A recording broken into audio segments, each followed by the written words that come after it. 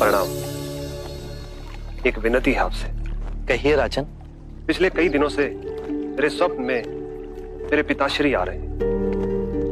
मैंने ब्राह्मणों से भी इसका अर्थ पूछा तो उनका कहना था कि तुम्हारे पिताश्री को शांति नहीं मिली, उनके लिए पूजा करनी होगी, यज्ञ संपन्न करना होगा। आप तो परम ज्ञान का स्वरूप है, तो विनती है आपसे कि पूजा विधि आप ही के हाथों से हो।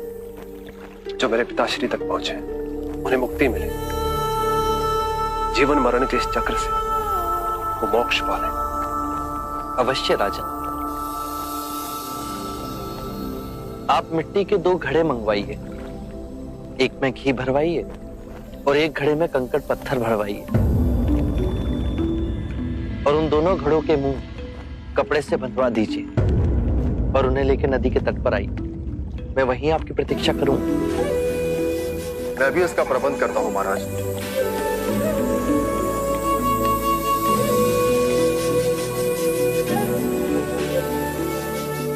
महाराज, अब आप इन दोनों घड़ों को पानी में डाल दीजिए।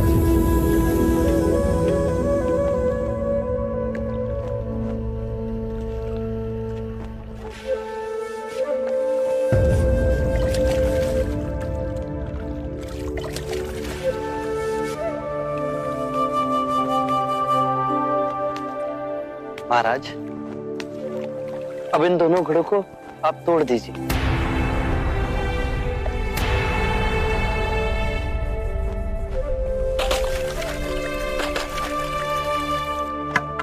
महाराज, अब आप ध्यान से देखिए, घी ऊपर उठ पानी पर तैरने लगा। अब बताइए, मेरे या किसी और के पूजा पाठ करने से क्या ये घी नीचे बैठ सकता है?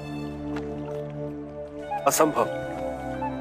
ये तो घी का स्वभाव ही नहीं। सत्य कहा आप। उसी प्रकार किसी भी पूजा पाठ, विधि विधान, कर्म कांड के द्वारा पानी के अंदर डूबे हुए कंकड़ पत्थर क्या ऊपर आ तैर सकते हैं?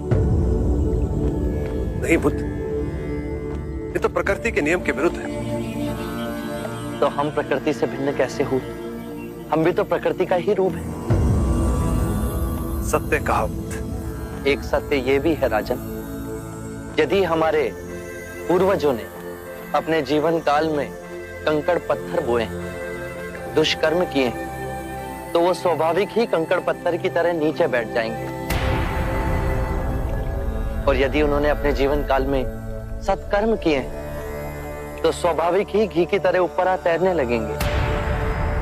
जो बोएंगे वही काटेंगे। परंतु इस शरीर रूपी जीवन काल में ही नहीं, अपितु इस शरीर रूपी जीवन काल के पश्चात वाली यात्रा में भी हम जैसे कर्म करेंगे वैसा ही फल मिलेगा।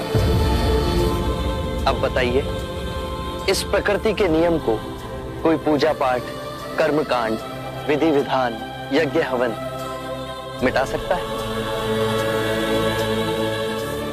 राजन, मैं भी इसको नहीं बदल सकता।